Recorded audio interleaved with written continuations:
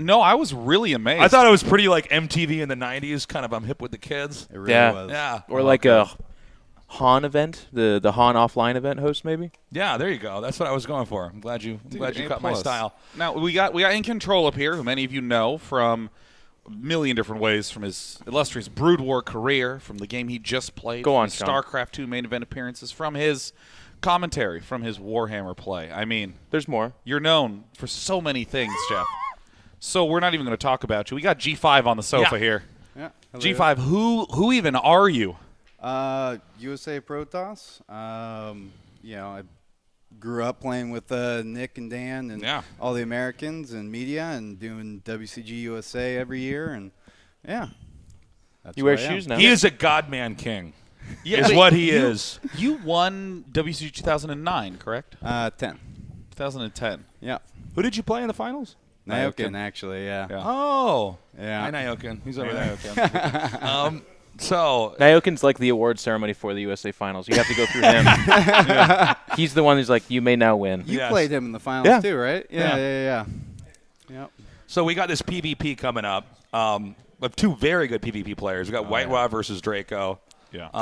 Once upon a time. Once upon a time. Well, yeah, we'll see. They're old bones now. We'll see how they actually perform in this match. But PvP is an interesting matchup. There's a lot of deceptive stuff you can do early on. It's a matchup where I think the central unit besides the Dragoon is the Reaver. We're trying to play around a Reaver. So, in a really basic sense, the start of the game is a lot about the Dragoon and the Reaver. Zealots aren't fast enough at the start of the game. Templar, they have Psionic Storm, but units aren't really clustered enough in the opening of the game because Dragoons manage to find every reason to go left and right instead of forward. And that really spreads your units out, so Storm isn't that great early. So it's just really about the Dragoons and Reavers until you get to 2+ bases, as in like 2-3 bases, and then you start to get a lot of money for Speed Zealots. Then you kind of want some Archons in there because your Archons can kill their Zealots very quickly and so on. And that'll be the simple look, but the early game is anything but straightforward. I actually feel like it's the most micro-intensive opening, and I play Zerg vs. Zerg, man. Yeah, what I'm actually looking forward to the most is seeing how they open, right? Because they both came up in Europe and I assume have played a lot against each other. And there's certain things that you can do where if you suspect ET, you can do 3-gate observer and just take a risk and try blind countering it. So I'm curious how they're going to open. Yeah, I mean, opening definitely the most important thing to watch for in a PvP is if they start to, or if you can trick them, if you can make it look like you're opening one way and then and give them a little bit of information, it's a red herring, and then completely drive the game in a different direction. This should be pretty interesting to see. I actually have no idea who's even a favorite here. These guys are both really good. I got to throw it in for Draco. Draco's an absolutely legendary player in the scene, not only for being one of the few players who was a non-Korean player to go to Korea and play, did extremely well in the old ladders, where there were websites that ran ladders that were on top of regular StarCraft BattleNet. So the way it would work is that you would go on there, you'd open a match, you'd message a bot, it would create a match, and then when the match was done, the loser and the winner would message the bot again. The winner would upload a replay, it would archive that replay, and anyone could download it, and then the win-loss would adjust your ELO rating on the site. And so it was kind of like a mix of a tournament plus Twitch, because everyone would download each other's replays and watch. And for this reason, one season Draco wanted to get into the final tournament because the ladder lasted for 3 months, and then it was like a top 16 or top 32 tournament. And he wanted to get to that tournament, so he played Zerg for the entire duration of the tournament to get to top 16 until the finals when he busted out Protoss. Yeah. I mean, he's crazy talented. And he changed all of his hotkeys, so that way, instead of just saying, oh, yeah, well, I normally have my gates on 5, so I'm going to put my hatch on 5. He put, like, all his hatcheries on, like, 1 to 5 and all his units on 6 to 0. So he just looked like some weird hotkey setup Zerg player, and it was just Draco all along. And I would think that's a terrible idea because he's been practicing Zerg for 3 months. Well, that's some crazy that's some crazy Batman I also like shit. how that is. That's like the craziest thing I've ever heard, but it ended up working. We're like, okay, all right.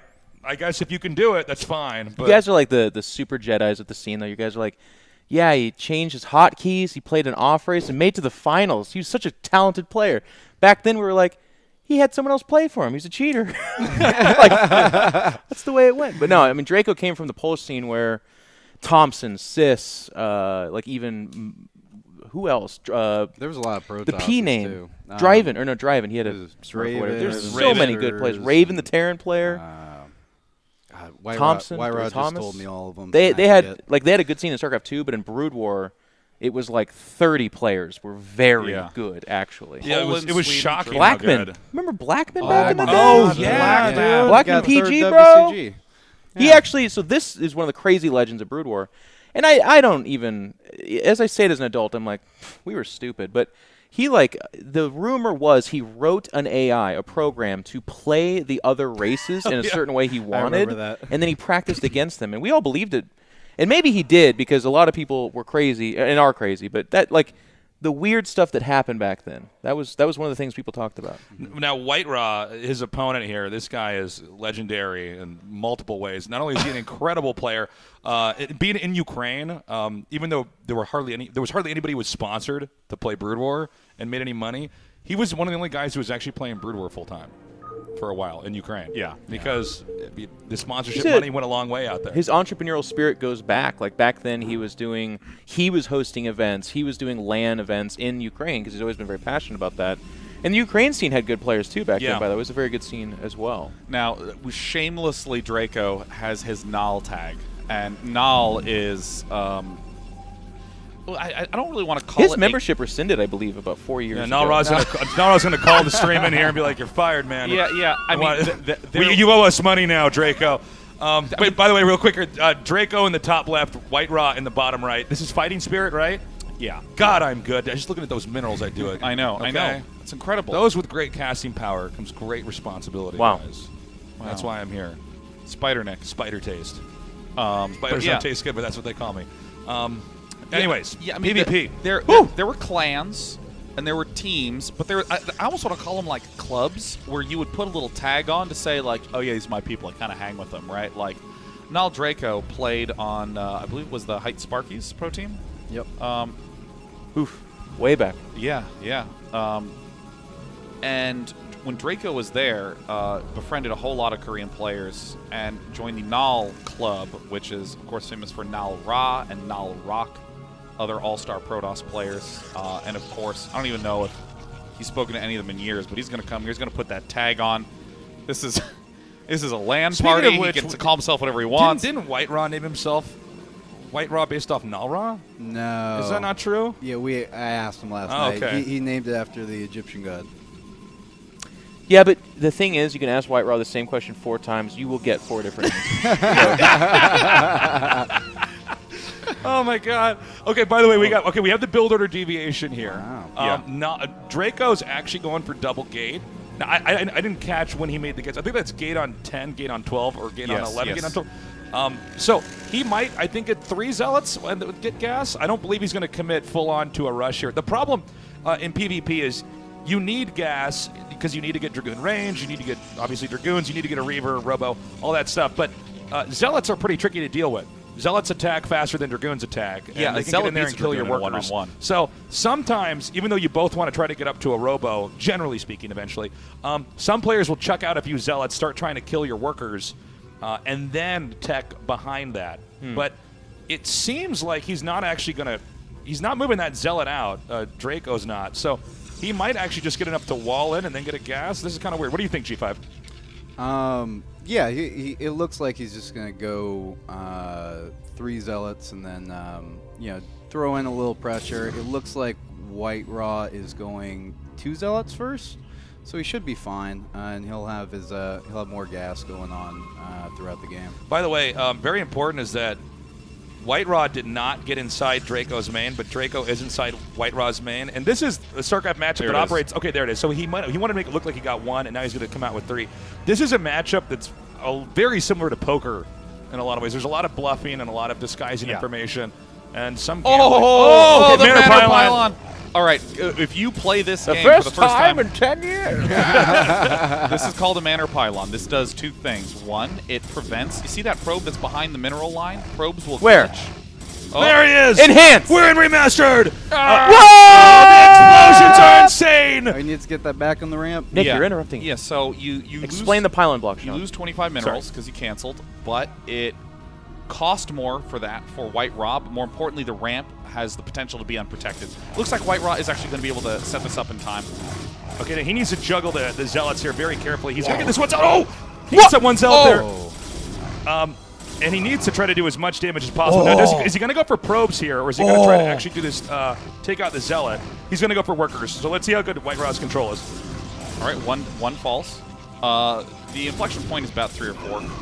So I mean, if he can do that, that's great news. And these Zealots are expected to die, and this is the weird way that early game harassment works. You want to build up a big army of Dragoons because Dragoons become essentially untouchable compared to Zealots once you have 6 or 7 Dragoons.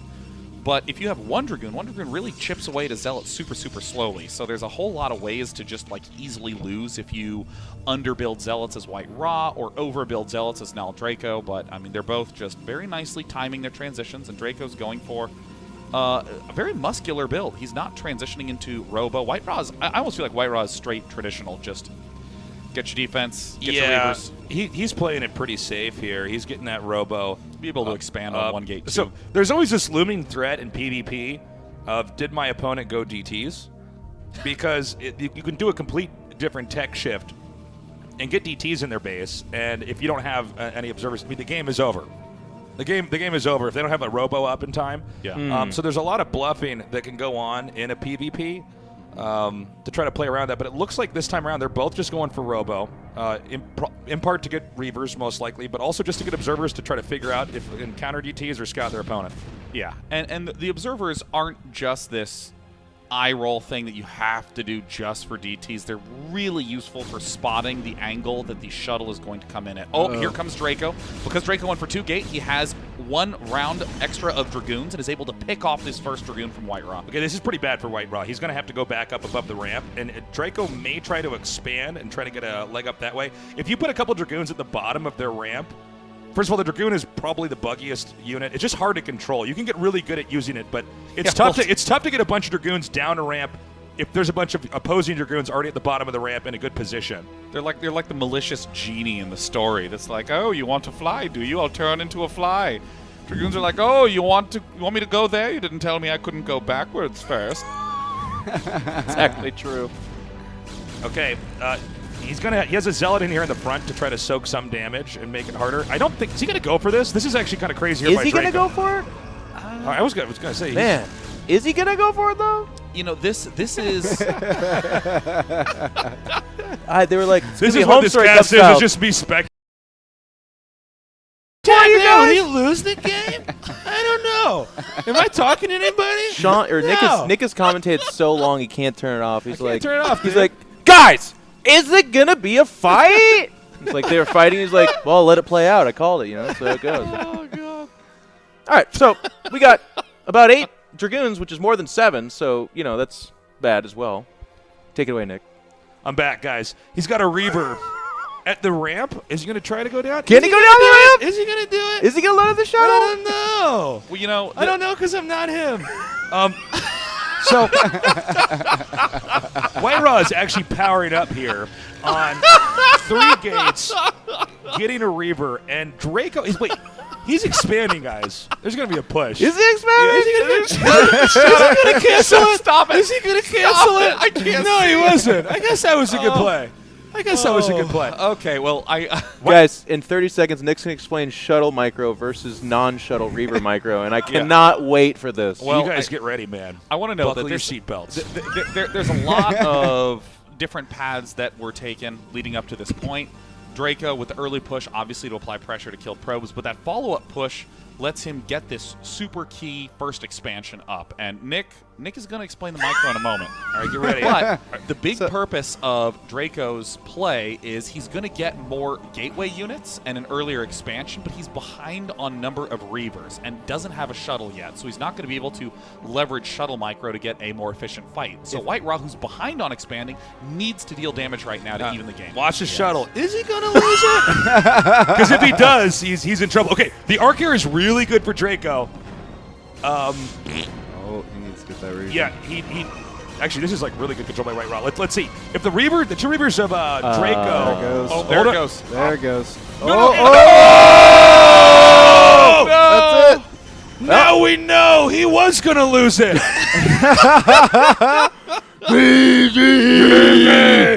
Oh my god. That is so funny. that's the worst thing that could possibly have happened is if you lose the shuttle. Yeah.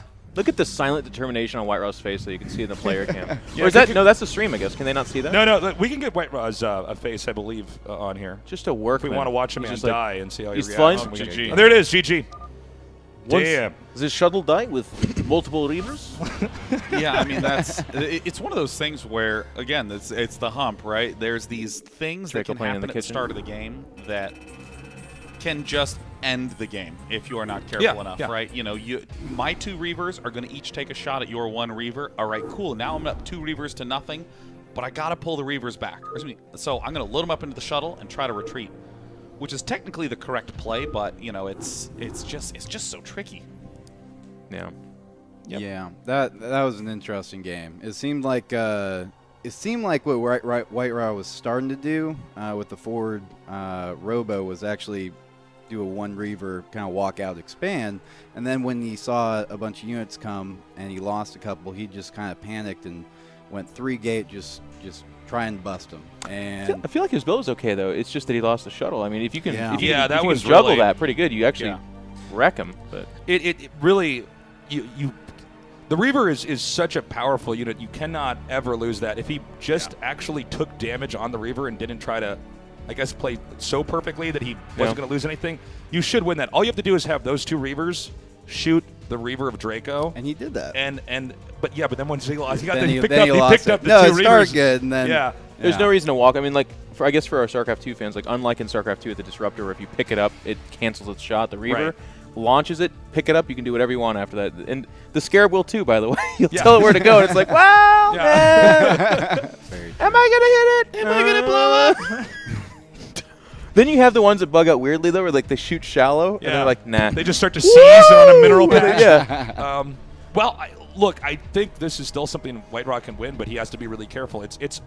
You guys will experience this if you have not played StarCraft already. Is trying to control Reaver in a shuttle. You can be really abusive with it, but if you mess up, I mean, that can sometimes be the entire game. Yeah, and it's one of those things where you don't actually have to rely that heavily on it. There are plenty of builds that don't put you on Razor's Edge like that, such as Draco's build, right? You do a little bit of Zealot Micro, and Zealot Micro is something that is kind of like a percentage thing. You, like, over the course of time, want to maximize the amount of hits on probes and on other units, and then you get these Dragoons, and those are units that over the course of a fight, you want to be able to maximize those shots and get them in good positions, and then Draco is able to get that Reaver out, and it's a very comfortable kind of opening. Are you ready to start the game, darling? That's Machine back there. Bryce looking. Draco, if you would have told 12-year-old Bryce that I would be this close to your shoulder. Oh my God. Your hair is just as I imagined it. Glistening. Draco, man. That's he's Machine the- with his build order notebook. Draco, right there. I mean, a lot of people watching know this. It's laminated, dude. He had his laminated, but Yeah. You know, it's interesting when Draco was here when I first walked in. He goes, "Hey, Sean." He goes to like give me a hug, and I hugged him. And I was like, "You guys have actually never met in real life before?" And he was like, "Really?" And I was like, "Yeah, I don't think so." Right? Nope. It's like one of those things where Sean usually makes people sign a release to hug him too. That's crazy. Jeez. Just gave him a straight hug like that, but no. Yeah, we gotta have the indemnification clause. You will only tell people it was a great It's like, hug. you know I don't hug Now Clan people. Get out of here. It's 3-3-3 or better, man, forever. Draco, though, in his prime was actually one of the bee's knees. Like, so I saw some people posting the thread, who were the greatest foreigners of all time. Draco was on that list. Like you guys said, went to Korea. 100%. He was on all the big teams, but he was one of the guys, too, and it's going to sound funny to the StarCraft 2 viewers who are watching, or people that are more familiar with that, but, like, he actually took games off of Koreans in a time where that was mega rare. It actually almost never happened. Right. Offline. I mean, online, there's moments it happened, of course. A lot of moments, actually, on the ladder, but offline, there was a different thing. There was actually, like, a huge, even more so than now, a pride factor in Korea, where if they lost to a non-Korean, it was, like, a blemish on their overall pro record. And there was such a skill gap. I mean, just a foreigner much. taking off one game from a Korean was Yep. like the ultimate victory. Idra lost like 1-2 to Stork in that Korean event that we all went to. Yeah. But that was talked about for years, like a very big deal. And he almost won the other 2 games, but like Stork in his prime was actually one of the final dragons, the biggest ones. So we got White Raw here in the bottom right as purple, and Draco here in the bottom left in the green. Hey, thank you. All right, guys. I'm out of here. I'm phoning this cast in, guys. I am curious to see if White Raw is actually going to do a Reaver push there. That's possibly one of the most painful ways to lose a game in StarCraft, is to just lose the shuttle with the 2 Reavers in it. Yeah. That's just... I thought you meant lose the Reavers. I was like, having get picked up. Well, the part 2 is Dragoons shoot from like 10,000 miles away too, so sometimes you can see it coming. And if you're playing on really high latency, or like not high latency, excuse me, but like LAN latency where you can do things really immediately, sometimes you're like, I'll pick them up real quick and then drop them down, and it pops. And you're like, it's like a 1 second, like, that choice I made was wrong. I'm actually curious. What is in your eyes the most painful way to lose? Yeah. What really hurts you? I mean, definitely one is losing the shuttle with the... Actually, I would say it's losing to Zerg shenanigans in a PvZ when you're trying to fast expand. As a Protoss play, that's painful. Incorrect. It's 30 science vessels as a Zerg player. Yeah. And they're just like, and then you like go to Scourge one of the defensive matrix on and like, and you're like, oh, you're so cool. Dude, for me, it's just Marines before 10 minutes. Yeah. That makes me so angry because I'm like, I didn't even get to cast any spells. Yeah, for me, it's just Probe high five running by. The collision in this game is so... I heard you guys freaking out when my lurkers are like popped up and they're like, no, wait, we're on top of each other. So frustrating. Or the amazing, like, really funny Korean Micro 2 where, like, you'll send your lings out, they'll take their worker, put it in front, and have it path where it's just walking in front of you but slower. Yeah. And if you don't change your ling's course, they will just it's walk just in a body conga line blocked the slower. They're like, entire wow, time. this guy's really slow. And the most painful thing of all is that all of those pathing things are super predictable and avoidable. It's just that when they happen, you're like, why didn't I... Yeah. Like the lurker thing, like when they popped up and the lurkers began to do, like, you know, their game of Twister. Oh, I know. I was just... We're relearning. At least for me, I'm relearning all it. Thank God Peaks to Bakedu's not in the map pool. Oh, God. I would have a Hydra just rammed into the wall in the middle of it and be like, guys, I'm too fat to get through here. That was my best map ever. Oh, it's so fun. Savior era, man. Oh, we can't say his name. Savory. So, I mean, both players are opening up in the most traditional standard way, which is you go straight for the Cybernetics core. After one gateway, you get a Zealot and then a Dragoon. And then there begins to be some gentler forks. We're not seeing anything too dramatic out of either player, but... There's actually a lot to these openers here. With like, do you get 1 or 2 Zealots, or, you know? Yeah. It's pretty crazy. Especially because in Brood War, 2 things are really notable about the experience of the game. You don't give yourself solutions, you give yourself tools. You have a Dragoon. A Dragoon can I think I've do seen that stuff. poster before. It's like a motivational poster, right? I don't know. I'm just talking. I'm just saying I like things. it. Yeah. I mean, like, there are... It's good. You know what, Jeff? You have to be a skilled caster to outmaneuver the in control troll moves. Yeah. Sounds like I did not know that was a poster. Yeah, I mean, like, StarCraft 2 has a lot of, solution-type moments in it. Like, oh, this rush, you just need to do this to get the 3rd Immortal out. And then it's secured, and the Immortal just blasts things down. But, a lot of Dragoons and Zealot type maneuvers are very subtle and very, like, gradual ways to get extra shots off with your Dragoons. Positioning your Dragoons properly, setting up your retreat angles as to avoid future pathing problems. And a lot of these little... behaviors result in players who can put themselves ahead or behind with almost any opening. We got a kind of funny situation here. They're both so far basically doing mirrored builds. And you can get in a situation in a PvP where you both got 3 gates up, you both have a robo up, you may both just be going for observers or just going for shuttle Reaver, but then it's kind of a funny spot where it's like, do I expand now? Am I going to do it? Am I going to do it? And you gotta be ready, because sometimes the guy that expands first when they're both doing the same builds can end up being the one that loses just because he spent his 400 minerals first on the Nexus. That is kind of funny. One of the benefits of this particular map is that if you look outside the natural expansion, there's a common shape, a double bridge, which is generally enough to have a medium-sized army defended, but not a small-sized army. And, you know, if you have your Dragoon Reaver, if they're later or if you're in lower numbers, a double bridge can often be your solution. So this is where we see a lot of corner cutting to get early expansions up on this particular map because it's so safe. So, there are points of time where you end up skipping the shuttle to get a Reaver out to scoot down the ramp. Yeah. One thing to keep in mind, with the robo, you're only going to be able to, you only have one robo at the start, and you're incrementing out 3 really important units. The shuttle, so that to pair with the Reaver, so that you can actually attack with the Reaver. You have the observer to stop DTs and also help you get a good position.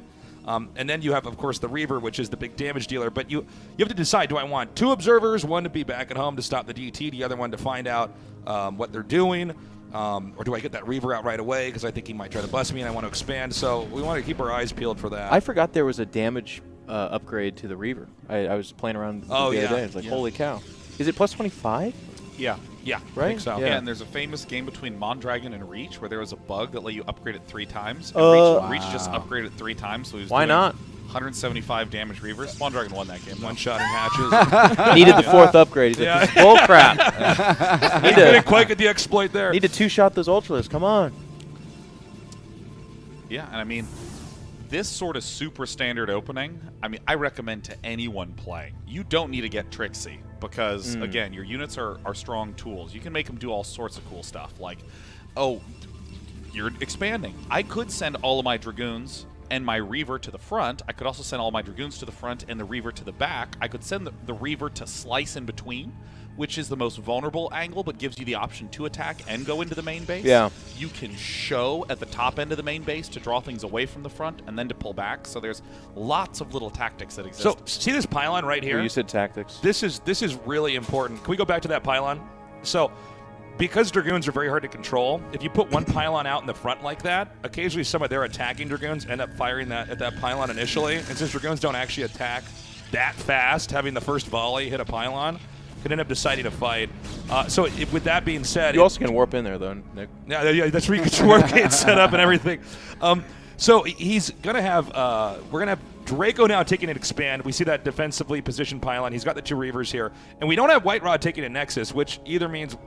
Well, he means he's probably going to attack. He might be trying to make it look like he's got an expansion up. That's why he's so far out, so a scouting probe can't get in there. But we're going to have to see. This is the redemption game, guys. Yeah, it's 2 Dragoons, and well, now 4, spotting for an observer as well, trying to deny information. Pretty cool. Oh, yeah, he's going for it. Yeah. And this is a type of play that for a long time I was never comfortable doing, which is a play whose outcome is decided purely by control. This is an even fight. That's all this is. It's just an even fight.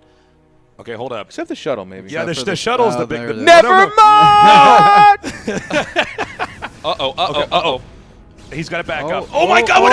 No! Where is this going? He's going to try to drop in the main here. All right, the shuttle's gone, though. The shuttle's... is that shuttle going to live? No. Yeah, it's going to stay alive. It's going to stay alive for Pick now. it up. There's one more to go. Pick it up. Oh, no. We got to... Okay. No. He's But he's got the bomb of the ramp. Hold on. He can actually go down on the low ground here. He needs to get the Dragoons further forward here. 2 Reavers Now versus Draco's non. shuttle's in danger. Ooh. He's a little too late Now, on that. with the 2 Reavers and the shuttle, he should be able to take the fight.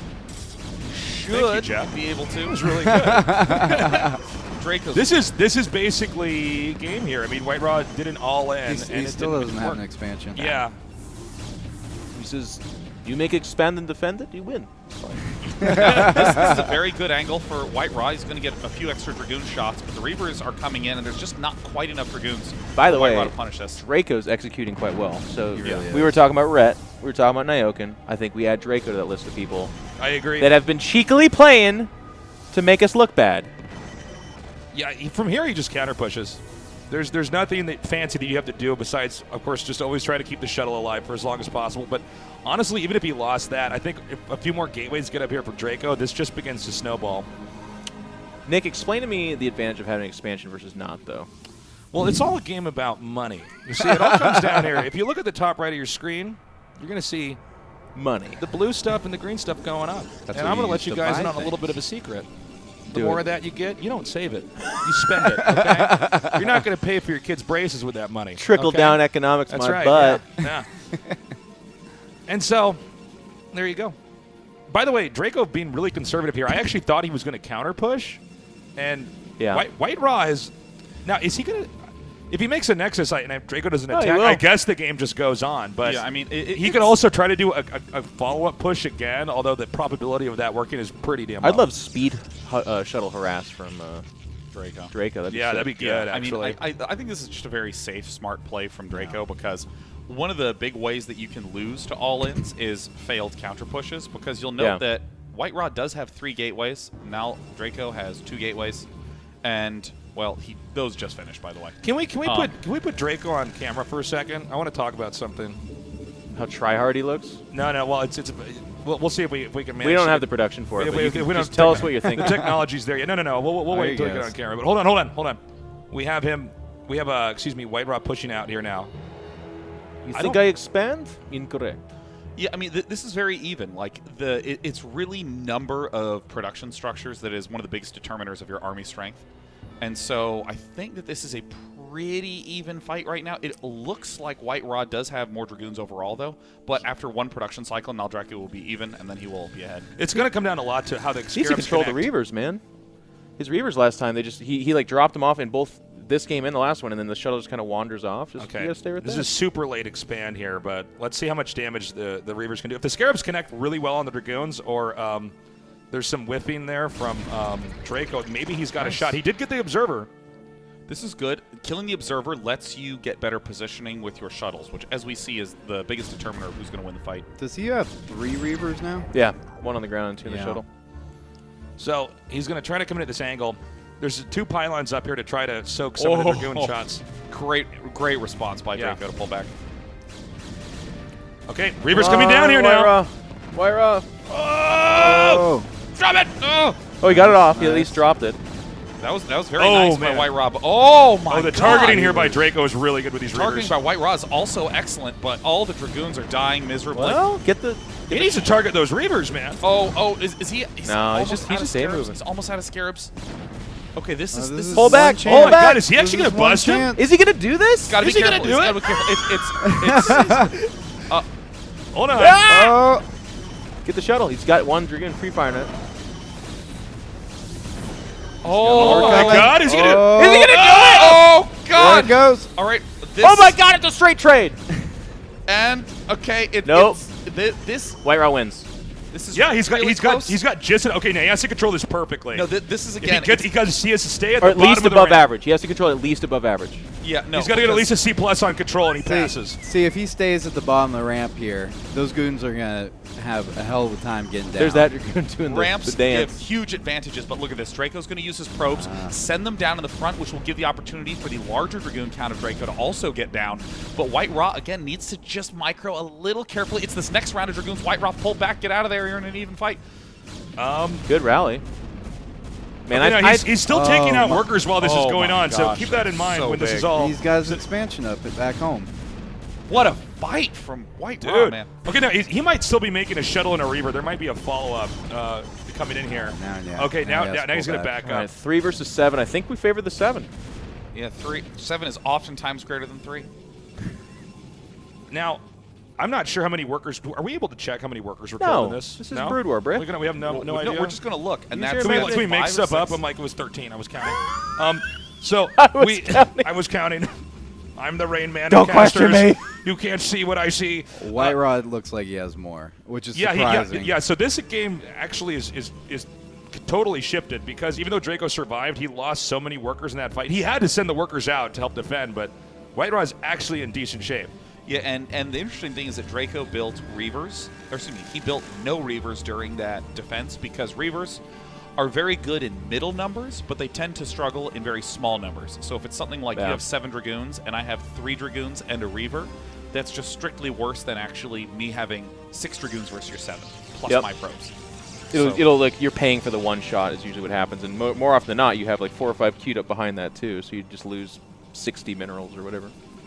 So I mean, it was a smart response from Draco in order to pull that off, but I mean, this is just a testament to White Raw's control and his comfort with engaging in these battles that are essentially even fights, going to be completely decided by control. And the second gas geyser is now up for White Raw, which means finally, after this very dangerous opening, he can transition.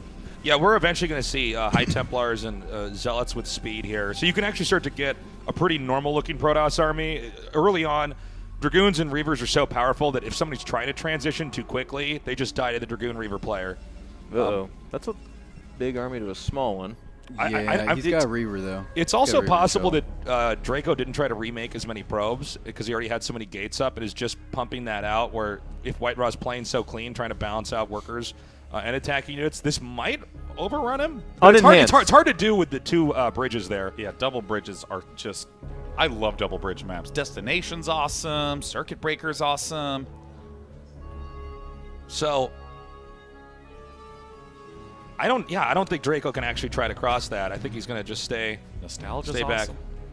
Oh, is it though? Oh my god. Is it though? Dude, that is the first time in my life when I was playing super seriously all the time and every map had no gas naturals.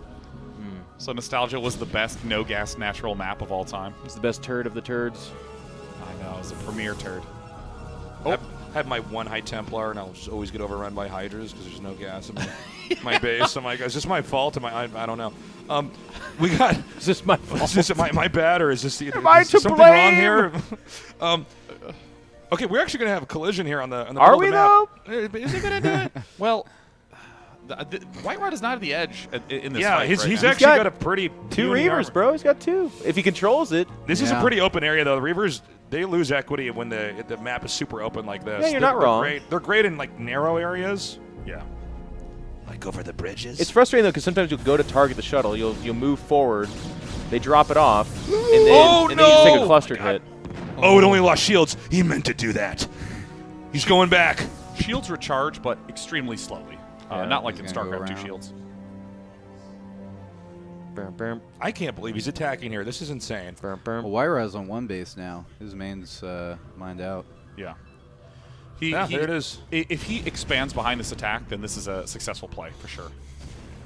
But I think he needs to expand to the right shuttle side. Draco as well. Look at the supplies, man. Dead even. What a beautiful game. You know what I mean? If he just, over time, he's gonna elevate. He loads his whole army into the main. He will. do it. Yeah, that's Just like. Oh my God. Okay, he actually can't drop out of the shell. He can't No! He did it again. Oh my God! And he's staying there too. Staying. What is happening? He no. needs to not Look, do he's this. still trying to get the shuttle. Draco's like, you can have the shuttle, man. That's fine. Yeah, Drago's this got is. great Oh art. my God! White Raw had pulled it all back and then lost the shuttle again. 4 Reavers, Now 2 he's- shuttles. Oh no! Dead Raw. GG. That was quite a game. That was quite a parable about Yeah. keeping your shuttle safe, keeping The your reaver face of safe. defeat. But a lot of purple. Somebody should go out and be like, hey, man, you can't lose your shuttle. Someone's tweeting him right now. Don't worry.